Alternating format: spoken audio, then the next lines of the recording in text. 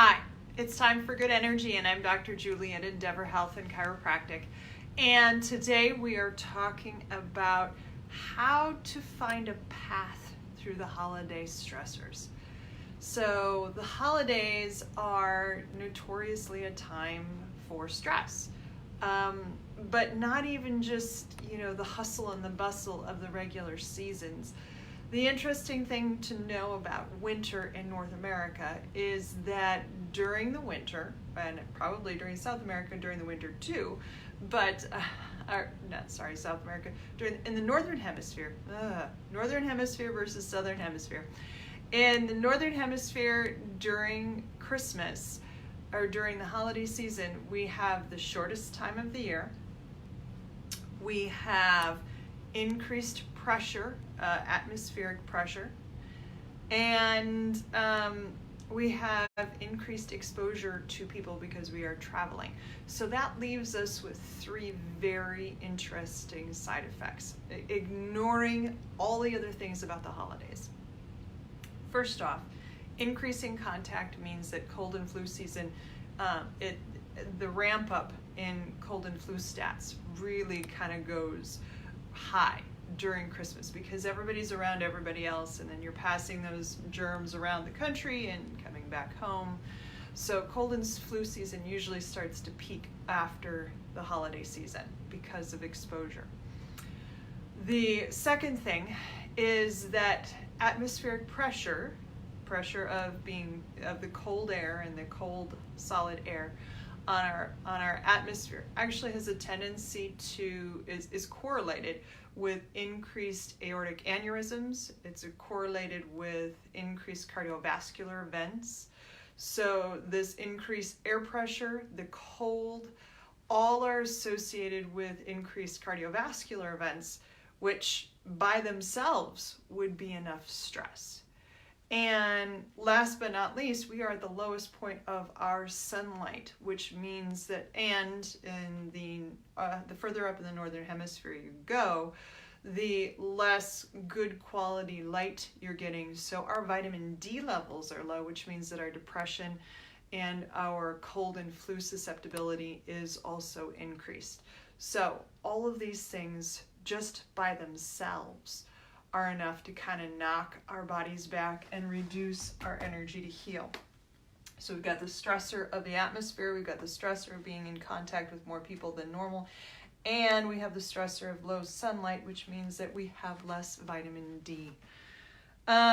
So it really makes it important that when we step into this season where we are eating a lot of sweets and we are eating a lot of sugar and we're eating a lot of fats and sugar and sweets and just a lot of carbohydrates, we are trying to control our energy to heal and make sure that we get through this in the best way we possibly can. So let's just step away from the fact that we know physiologically winter is rough on us. Here, this time of year is rough on us for those of us who are in the Northern Hemisphere, especially those of us who are higher up in the Northern Hemisphere. But now let's just talk about the general stressors. We've got time. You've got to take time off. You've got time off. You've got to take. You have to have money for presents and gifts. You've got the environment of having to go into different places and the stress of people being in those environments. You've got gift giving. You've got traditions that you need to carry on because they were what your grandmother did and what her grandmother did. And so there are community and work obligations. So again, not only do we have the environmental stressors, but we've also got all of our stressors that we put on ourselves from being in a community and having a Christmas done the right way. A good example of that is Christmas food. We don't really go out of my family, we don't do anything overly unique for Christmas dinner. Christmas dinner looks almost exactly like Thanksgiving dinner. But in my family, tradition what looks like for us is that we do Christmas Eve in a different way than most people. My mom's family is Scandinavian, so on Christmas Eve we have boiled potatoes, we have Swedish meatballs, we have we have potato sausage, which is Norwegian. We have white gravy, we have lingonberries, we have lefse, we have flatbread, we have Norwegian flatbread, and we have a bunch of culturally tied in cookies, so krumkake being one of them. And if you were to kind of cook your way through those, you would need about 3 days. Lefse is an entire day process, possibly a 2-day process if you want to kind of reduce the stress on your body. Potato sausage, if you're going to make your own potato sausage, that requires about a day process. And obviously meatballs, if you're going to make the meatballs and you want to make a large amount, you again need another extra day, not to mention what else is going on with the cookies and the flatbread and all sorts of other things. That starts to take its toll on the body. So if you were really going to prepare for food, you would need 3 days.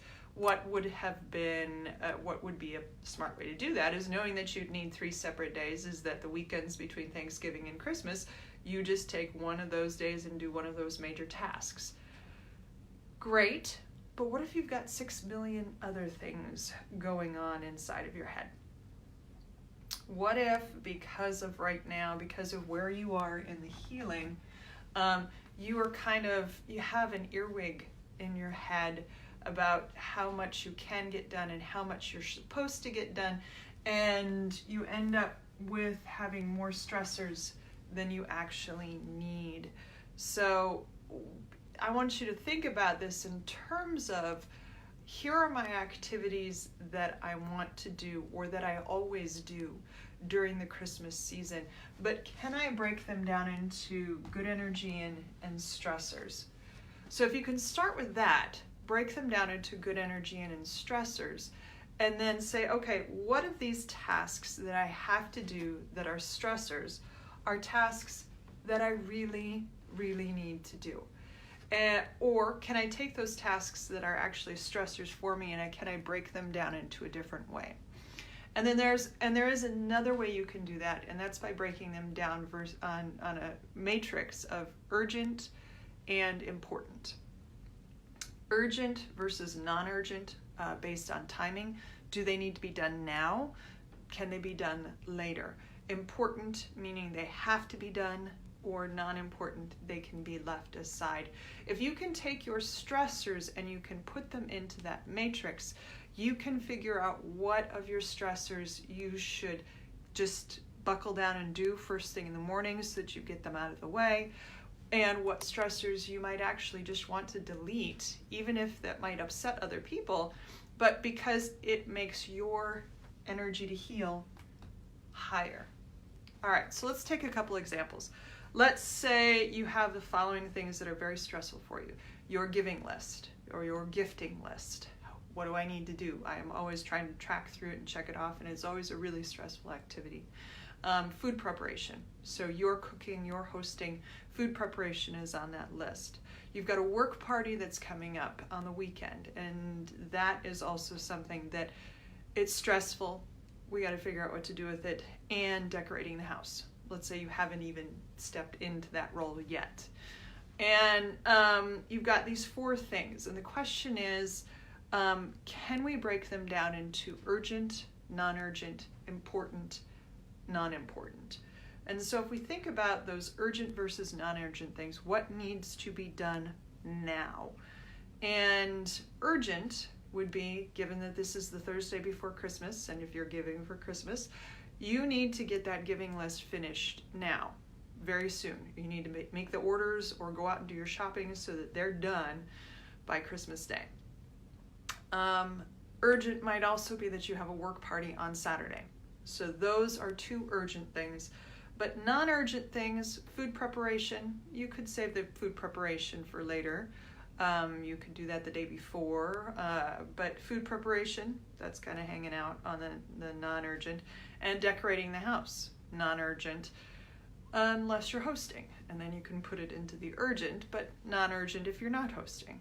And then we can look at important versus non-important. So these are things that are necessary for your functioning, whether they're necessary for your job, they're necessary for your family, they're necessary for happiness in the house to reign, those sort of things. So important in our case is the giving list, your gifting list, your giving list, so that you can make sure that you get that done. The important things in order for survival would be your food preparation. The non-important things might be decorating the house and that work party. So notice we now have a matrix of 4 items in each one of those categories. Important and urgent are both your giving list, and of course this is based on your own view of things and and each of the things that are attached to that. Your giving list, if you haven't done your shopping yet, most important and also urgent. Your work party is urgent because it's coming up, but the question is it really that important? If you're not going to get a promotion by going there, but it's socially required or it's socially acceptable that you go, that would be a non-important. But if maybe you go and you know that every time you go you get a better, your boss looks at you better and says, you're committed, you're here, that might be a way to consider important versus not important. But if your party isn't that important, then you've got an urgent item but it's not important. So that one you can make a choice. Do I let it go? Do I pass it off? Do I do it if I feel like it? Maybe if my energy to heal is high enough. Maybe if I've got a good friend that's going with me, maybe that's good energy. We also have food preparation, which is on the important list, but it is on the non-urgent list. It's not something that needs to be done in the next 3 days, but it is important because you are cooking for your immediate family. Maybe you're hosting not your immediate family, but everybody, then that would change the location of food preparation. And last but not least, decorating the house. If you are not hosting a large group of people, then decorating your house is really no big deal. And it's not urgent because you don't need to have it done, and you could maybe do it the day of or the day before. So one of the things you can do is you can take a look at your stressors and you can fit them into this matrix and decide what is urgent and important, things that need to be done now, what is important but non-urgent, and then figure out when to put that in the day. Even if they're stressors, remember, you can put them in times of the day that will make them easier to do. And then those things that are non-urgent and non-important, maybe there are parts of your stressors that you should just drop away. You should let those go. All right, so choices to make based on your own personality. Now you've figured out what your stressors are. Now let's look at this Christmas event in terms, or Christmas holiday, or look at these holidays in terms of good energy in. You've taken a look at your stressors, you've figured out what's urgent, non-urgent, important, non-important, and you've deleted or kept or focused on or moved something so that you're easier to get it done. Now, what are the tasks that are left that are going to bring you joy? What are the tasks that are going to give you good energy in? Even if other people think they're stupid, they are the tasks that you really, really love to do. So, for example, not everyone enjoys wrapping gifts, but you take it to another level. You're extremely creative, and as soon as you sit down with that wrapping paper and ribbons and glitter glue and all of this stuff, you are in the zone. So that's something that's good energy, and you just kind of have to carve out a space for that. But make that a space in your creative time that you can get it done. Put the stressors when in that brain space when you have more time, when you have focus to get them done. Also understand that if you are a sibling of somebody who really loves to make a perfectly wrapped package, that doesn't have to be your goal. You don't have to be Instagram worthy on everything that your siblings do, or everything that your family members do, or everything that you see on Instagram. You don't have to do it. You can do what you think is best for you and gives you the most good energy in. All right. So those are just my pieces of how to get through the holidays, separate things into good energy and versus stressors. Look at those stressors in terms of urgent and importance, and see if you can figure out what you can do, what you can leave behind, what you can do later, and how to use your time wisely so that you can at least get your energy to heal as you go through this season. Now, I am not going to be giving you any videos over the next couple of weeks as we go through the holiday season, kind of a just good time for everybody to break and have some downtime. I will catch up with you the first full week of January, and we'll start digging into stressors for the new season, for the new year, and how you can work through those with the healing equation. All right, have a wonderful holiday season, and I will see you back in January. Take care.